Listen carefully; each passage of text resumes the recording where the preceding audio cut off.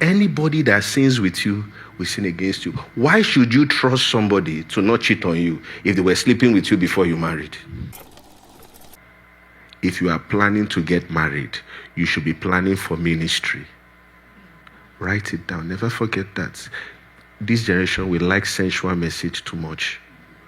Listen to the will of God for your life. If you are planning to get married, you are planning for ministry. God is giving you members, and He is trusting that even if they came with coconut head. Look, listen. Don't yet laugh. You will laugh when we close. Not now. Even if they came with coconut head because of this sinful nature, God weighed you and said you are the best person to disciple them. What that means is that child will be lacking an essential component of their Christian walk if you are not responsible. Because in God's mind, even your pastor is not good enough. Even your own pastor is not good enough to pastor your child. God picked you because you are the best for the job. That child's pastor is you. And once you relegate that component, you have made that child miss a huge blessing that God gave them because you are irresponsible. Most of us here talk about praying fathers and praying mothers, mostly praying mothers, but you are not one. The way you are running your life, your children can't kneel down and say, God, remember my mother's prayer. They will be praying for you. You are a Netflix mom. The mental picture you have of your child is how you would dress them up. You don't know the meaning of justification, and you are praying for marriage. You cannot sit down with the Bible and make a defense for righteousness. You don't know it. This month I want to get you ready. No time for laughing. You don't know it. So in God's eyes, you are praying for what you have not become. I want to give you, but not this you. It's not like this. What are the tenets of Christianity? The fundamentals of faith? You don't know it. Okay, somebody wants to convince God that they are disciplined enough to take care of a child. You don't have prayer life. So, what God is hearing is that you will curse him because of the blessing. This is what I mean.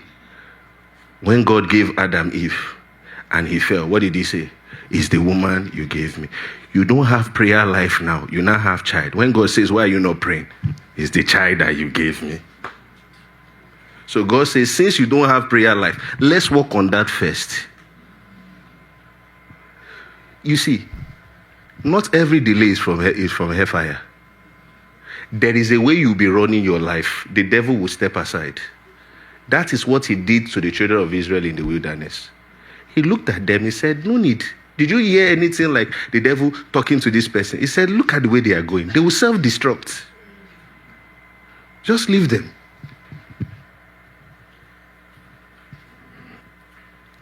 So some people, the delay they are experiencing is self-imposed.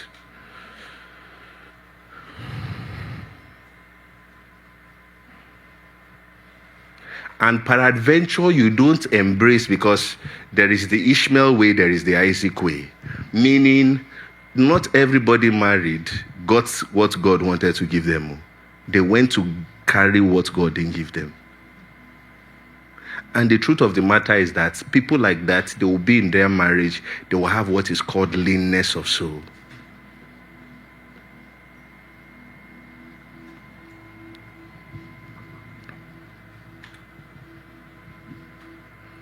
You are praying to get into what a lot of people are praying to come out of.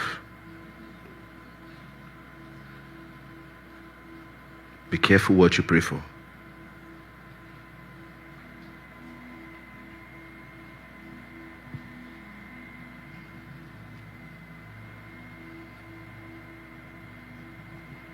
You will be in that home. You will arrange the kitchen the way you like it. But you can't eat in peace.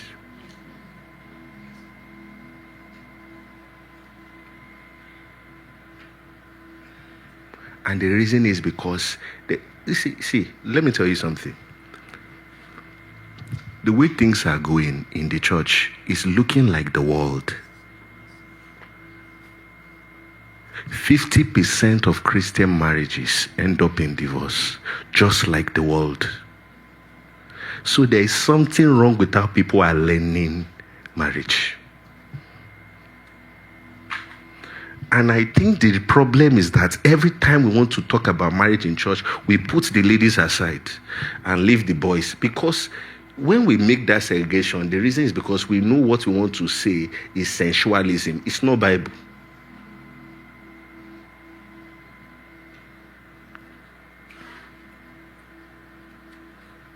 Once you want to talk about marriage, what people are looking for, what you are going to tell them is points and what they will do. They don't want to learn God's word.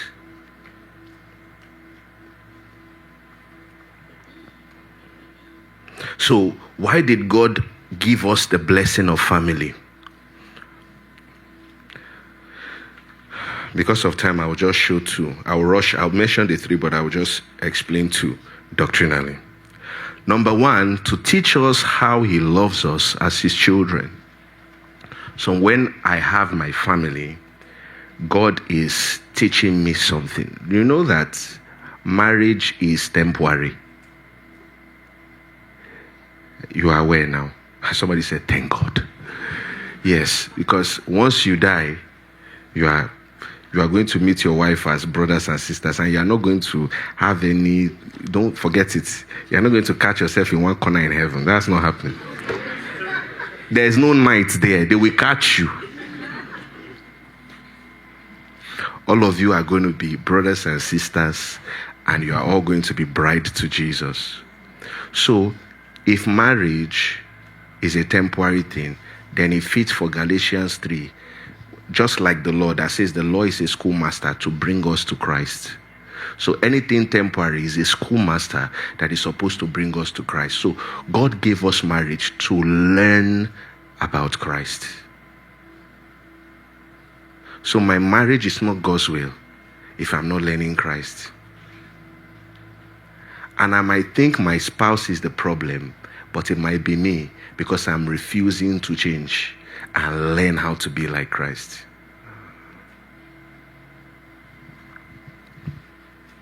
So why did God give us family? Number one, to teach us how he loves us as his children. So when I have my children, the way I don't try to love them, the way they don't earn love, is the way I don't earn God's love. If you're a parent here, I've seen some parents look at their child. I mean no offense, but I get it too. And they say, isn't he just cute? I'm like, this child. I mean, if you think they are cute, go off. This head is not looking good. But to that parent, there's nothing more beautiful. Because once you like something, it starts getting fine. But you get what I'm saying. That's the rationale behind God saying you are wonderfully and fearfully made. See your nose now. Okay, I'm just kidding. So unconditional, without trying to earn being loved. Your children are not trying to do something. I have two in my house. Very entitled, and they've never done anything for me. As we speak, still not doing anything for me. But I love them and I want to do more for them. And this is one thing I'm noticing, that the older they are getting, the more I'm loving them. Maybe it's my investments, but I don't know. But that's what it is. And then once I understand that, I am saying that from the lens of Christ, that, oh my goodness, God loves me. Just the way my kids are not trying to earn my love, I'm not trying to earn God's love. He loves me because I'm his son. And I cannot hate my kids. That's why the prodigal son is still called son. I can't hate them. I can only love them because they came from me. So number one, to teach us how he loves us as his children. Number two, to show us Christ and his sacrifice. To show us Christ and his sacrifice. Look at John 16 verse 21. Look at John 16 verse 21. We have quite a long way to go. I'm going to waste time today. Disclaimer. Not waste, spend. Let's read 1 to go. A woman, when she is in labor, has sorrow because her hour has come. But as soon as she has given birth to the child, she no longer remembers the anguish. You see, when my wife gave birth to our first daughter, and I told her, I said, because I was hearing her when she was giving birth. I couldn't be there because I don't want trauma. I have enough. So I stayed behind the curtain there, and I was hearing her groanings. So when we're done, I told her, because I told her I just want one child. So I told her, I said, we are done, Abby. She said, we're done.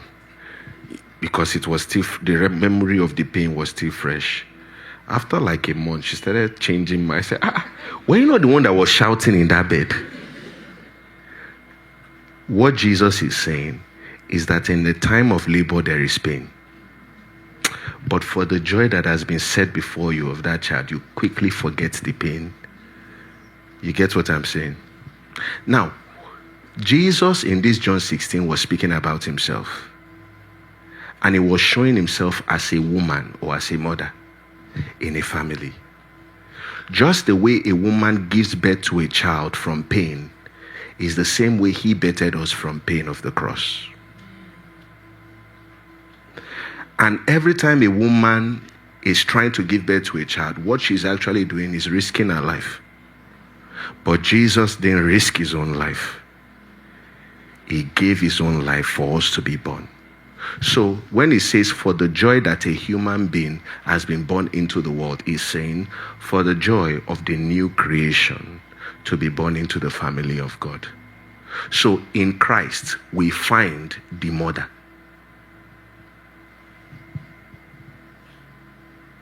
So peradventure, as a mom, you are going through so many pains for your child.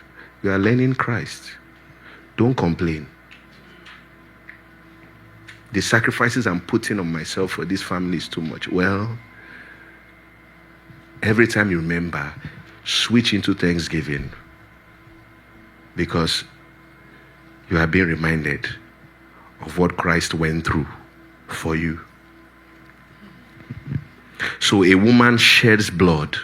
Are we together? To bring life into the world. A father also provides seed that comes from shed blood to protect the covenant. That's what they call circumcision.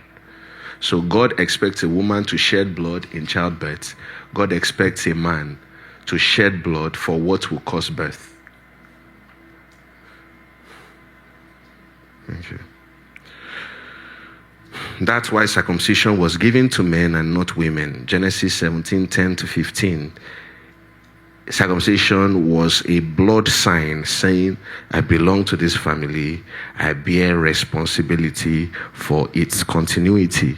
So that's God inviting men to service, to continuity. I have 3 jobs to keep my family going. That's why you are a man. We shouldn't be saying thank you. We can, to appreciate you. But it's your job.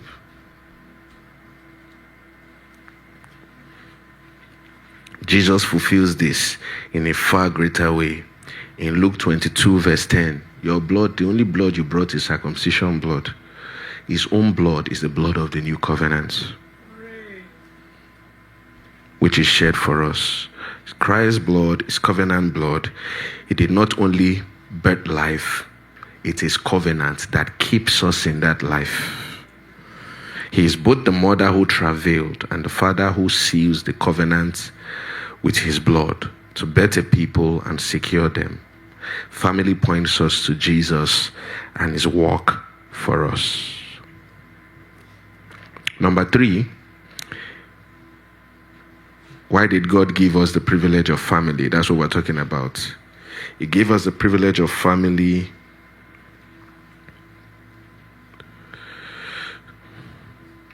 to not just be children, but also be parents like him, helping us to see things from his perspective. That is to provide for another. When we gave birth to our kids, that was when I understood why many of my prayers were not answered. Because they be asking for weird things that are not good for them. So I now understood that no is not rejection. No is protection. And as a parent, that's one word you will throw around a lot. No, not now. Wait. Keep quiet. Sit down. So when you hear a no, you understand. Do you get what we are saying? So to provide for another, the reason why he says no, to understand that parents are responsible for training, that is chastisement or discipline. And that's why you see in the Bible, in Exodus 4:22, it says, Israel is my firstborn. So you see God chastising Israel because he's his child. And if you are his child, according to Hebrews 12, you will also be chastised. So that's the first part. The first part there is that component side. The second part, which is the application side we're going to, is the expression. Remember, we're talking about fruitfulness in marriage. Is the expression of fruitfulness. And I'm pushing it with Galatians 5:22-23. Fruitfulness, Galatians 5:22-23. It says, but the fruit of the Spirit is love, joy, peace, patience. Love, joy, peace, long-suffering, kindness, goodness, faithfulness, gentleness, and self-control. Against such there is no law. Paul re-echoes this in Colossians 1:10 when he says that you may be fruitful in every good work. So the fruitfulness, number one, is pertaining to mandate and representation. The fruitfulness is also expressing the divine character. And that's the practical side. The Spirit reproducing the life of Christ within us. Look at 1 Corinthians 13 verse 4. 1 Corinthians 13 verse 4. Love suffers long. So it's just re-echoing what you read in Galatians 5:22. Love suffers long. That suffers long means love is able to bear with somebody in a process. Some of us are not fair.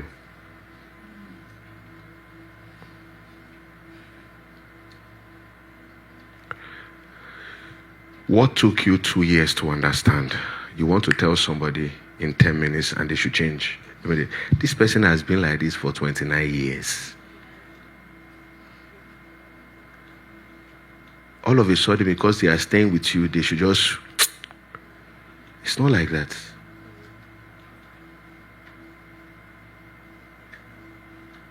One of the major reasons why people divorce is self-centeredness. And the fact that they read the Bible from what they should get, not what they should be.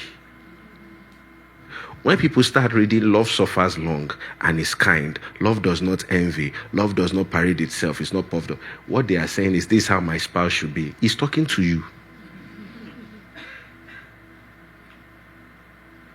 You are the one that he's talking about. If somebody is not giving you this, the Bible is saying, give that person this. What if, you see, that's why I said the issue is that self-centeredness, selfishness. Let me read something to you. Sarah Parker, and I got this from Tim Keller, one of his articles on marriage. Sarah Parker Pope wrote this fascinating article in the New York Times. The happy marriage is the me marriage. This is counterintuitive. She said the notion that the best marriages are those that bring satisfaction to the individual may seem counterintuitive. After all, isn't marriage supposed to be about putting the relationship first? Not anymore. For centuries, marriage was viewed as an economic and social institution, and the emotional and intellectual needs of the spouse were secondary to the survival of the family, of the marriage itself. That means when you get married, two of you, your families are involved.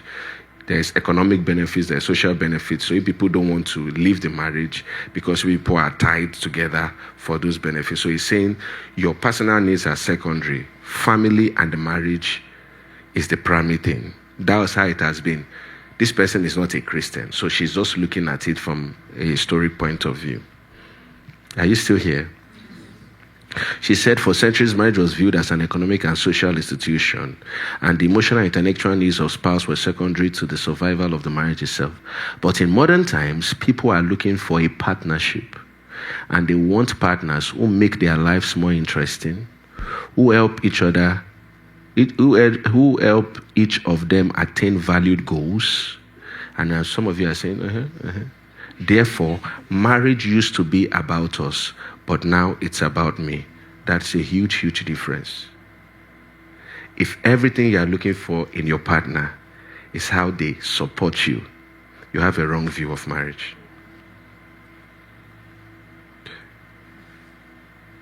You know that term, what do you want in a spouse? You have to rewire your mind to what do I want to be for my spouse? That thing, what do you bring to the table? You know, we say those nonsense things. That is why there is divorce. Because everybody wants to be happy. Everybody wants somebody that compliments them. There are some people that can't date somebody because of picture. He's shorter than me. That's the voice of foolish reasoning. If you marry a tall person that is tearing you slap from above, I told you, you will laugh after. You will know that. You see, when you read the story of Jacob and Leah, you see a mystery. And I'm advising girls.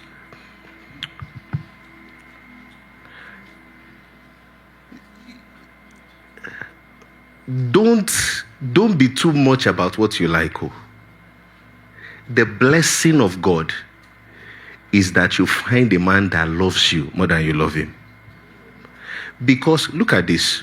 When God said, let men love and let women submit, He touched us in our area of challenge. Because women will struggle with submission. So He touched you with that area of challenge, and men will struggle with love because men's love is very, very, unstable, attraction. Do you understand what I'm saying? And the love that God is demanding from the man, He now told him, He said, you must be ready to die for her. That kind of love, God is also trying to touch the heart of that man. So when you now find a man that is not trying to love you, that genuinely loves you, but you want to leave him for somebody you love, you are going to struggle. You will be like Leah. You will be fighting for validation. If you like, don't listen. Because, you see, anytime it's February, I'm always angry. Because you will talk, they will not hear word. They will not hear word. If you are not Rachel, no matter how you cook, he will not like you. Listen. His mind is on that person that he loves. So you will keep struggling, keep trying. All the children, she started naming him. My husband will one day love me. It won't be enough, sir. So if you notice you are Rachel in the story, embrace your Jacob. Don't go and be looking for someone that doesn't care for you. You are chatting this person, they did not respond. This other person has chatted you 7 times to say, I don't like his nose. You will soon know.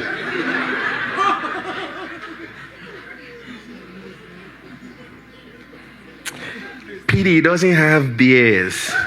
Whatever happened, beer it. Stanley Howard at Duke University made this classic statement. Look at this. He says, the assumption is that there is someone just right out there for you to marry, and that if you look closely enough, you will find that right person. This assumption overlooks a critical aspect of marriage. It fails to appreciate the fact that you will always marry the wrong person. It's a conclusive statement, and I agree. You will always marry the wrong person. Look at why. We never know who we marry, because they themselves don't know themselves in marriage. So it's not fraud that they are changing. They are in a different terrain. So who you met before marriage is not who you will be with in marriage. They also don't know their version in marriage. We never know who we marry. We just think we do. Or even if we first marry the right person, just give it a while and he or she will change. For marriage being the enormous thing that it is, means you are not the same person after you entered it. See what, because you look at this prospective person, you say, this person is characterized by X, Y, Z, great, marry. And now all of a sudden it's X, Y, Z, D, A, B, C, and D, E, F, because you are in there. In other words, he's saying the person changes because you join their life. Before you got married, they want to wake up by 7. But now you have joined their life, you watch movies late. That's your own person. So you guys are up having sex, and nobody is young here. And don't look like that. You know what I'm saying now. And doing all those naughty things, I don't really care. And you guys are sleeping by 3 o'clock. They're not going to wake up by 7 anymore. You are changing them. You were single before. You had time to go to the gym. Now you now have a boyfriend, a girlfriend, or now you are married. You are eating up and down. You know your body will... You get what I'm saying? Your body will change. You are wondering, bro, this was how you were when I married you. We have eaten ice cream 6 times. And you say I will not change? Do you get what we are saying? So some people are not practical. I'm telling you. You are laughing, but you're understanding.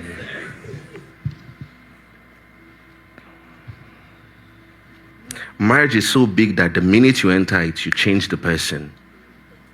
The primary challenge of marriage throughout this course of marriage is learning to love and care for the stranger you often find yourself married to. And then he said this, and I feel like this is something I should even frame. He said, as I look back on when Jesus, do I give this example? Okay, all die and I die.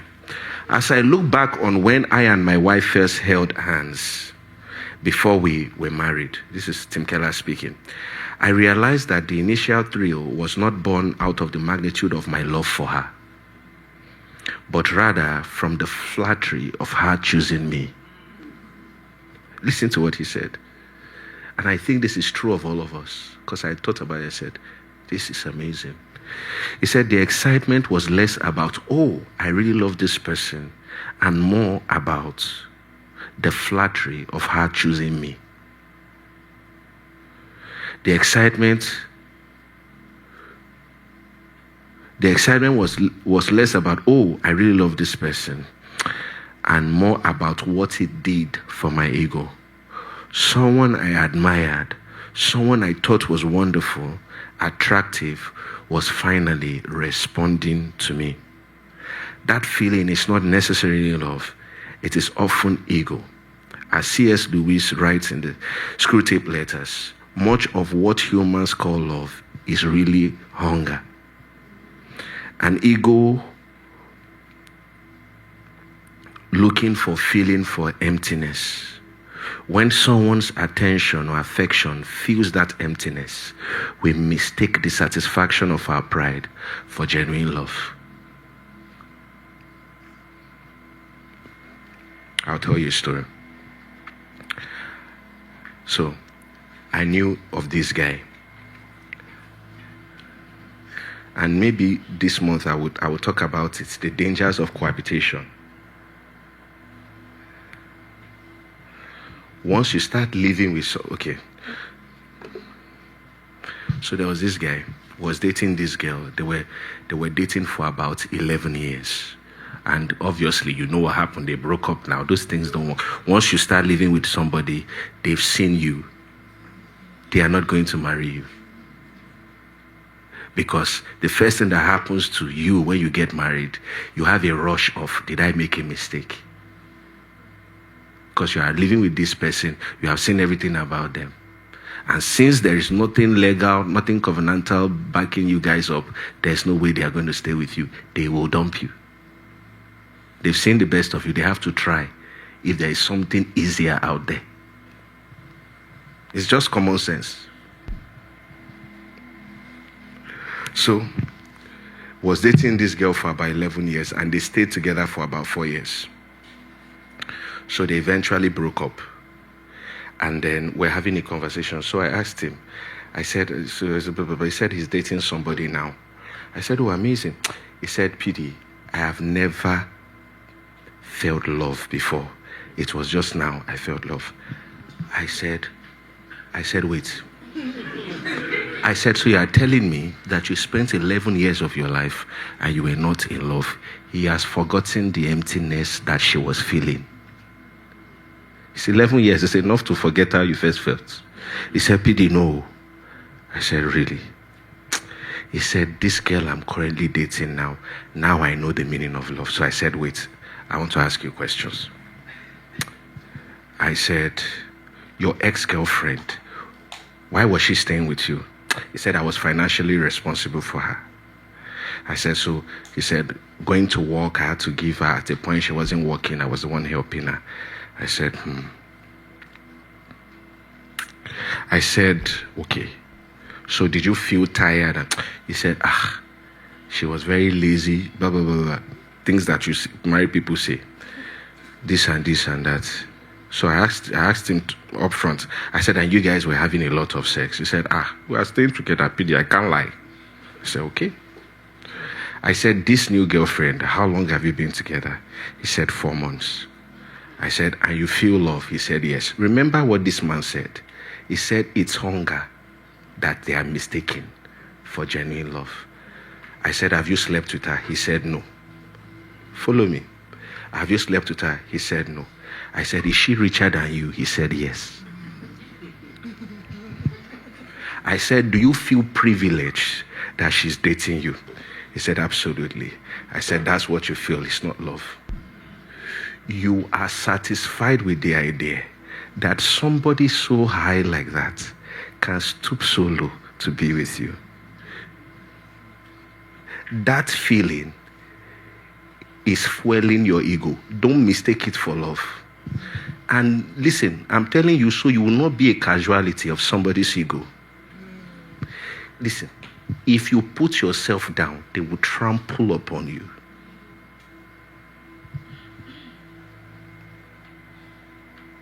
So what he was saying, love, it was then he realized. See, now, when you're talking to somebody and then the person stops and says, am I in love or am I looking forward to achieving stuff with this girl? I told him, I said, oh boy, after you sleep with her 17 times, because you that I'm looking at, you have not changed. I will come and ask you again if you are in love. He said, PD, with what you have said, I will make sure it doesn't happen.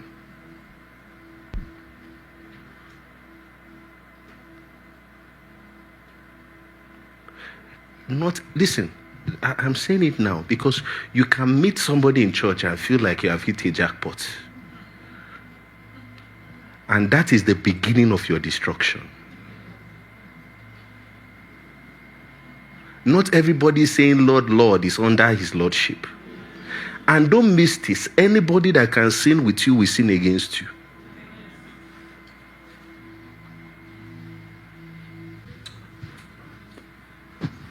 It's not smart to trust that person, because during your courtship, they displayed that they don't have self-control. I can't trust you. The premise I have to test you, we failed. So it means if you are pushed to the wall and I'm not there, I'm just trying to make a defense for having a sane relationship. If you like, I don't know, I told you. They will not hear. Come, you will see now that they will not hear. They will still come back.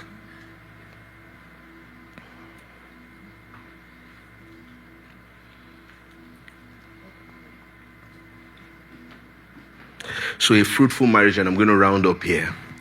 A fruitful marriage will be manifesting those fruit of the Spirit there. There will be that love.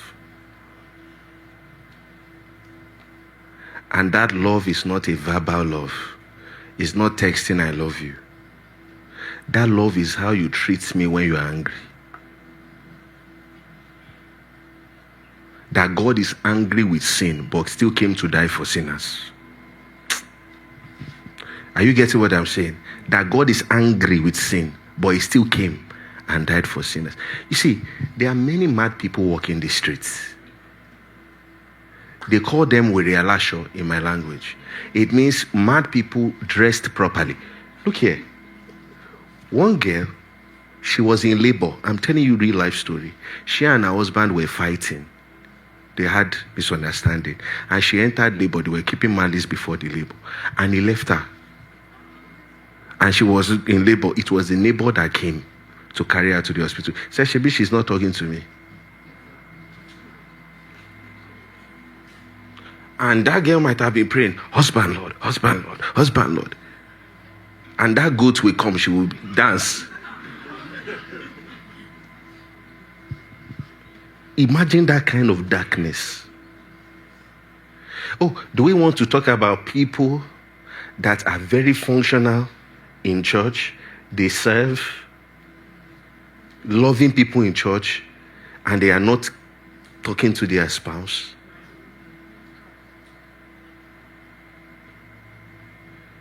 Where a Christian will open her mouth and say some stuff like, I have everything, but that self-control, God didn't give me. And a lot, see, let me just, it's your while I'm doing. Let me stop here. Because one of the major things that break marriages is resentment. And that resentment comes from words that people can't take back. When somebody says something to you, that thing damages you, that thing can't leave your mind. I'll tell you a story. There's no child here. A couple reached out to me. The man said, my wife listens to you, and that's why I'm reaching out to you. For a while now, we've not been able to have sex. We had issues, this and this, but, we've settled, but, I don't know. We've not been able to have sex, and it's really, really getting to me. So I saw the email, and he was begging me to just have a conversation with her, that since she listens to me and he believes that, I'll be able to get through to her. So I gave them an appointment, and we had a conversation. So we spoke. They had their marital issues here and there, and they said, they've resolved everything, and everything is fine. So I looked at her. He said, so what's this? So what's the issue? Why are you not, with your husband? The pastor, I said, why are you not? Yeah. So she got it. She said, I should tell him to leave the call. So I told him to drop. She said that one day when they were arguing, now the guy likes to have sex. Jesus is Lord. He likes to have sex from the backside, not that side. Oh. Do you get what I'm saying? Like a style. If you don't get it, forget about it. Why are you stressing me? You're not making me look like a sinner. I'm shy. So that's what the guy likes. And whatever they are doing, he will always just want to get her to be in that position. He said, but one day when they were arguing, he said that she should carry her bony bum bum away. Now, they've settled the fight, and you are telling her to turn her bony bum bum. Don't laugh. Why are you laughing? It's not funny. You guys have settled the fight, and now you are telling her to turn that bony bum bum. So she says every time she turns, she remembers what he says, and she's not comfortable. She has forgiven him, but he has damaged her. Anybody that says their mind is out of their mind.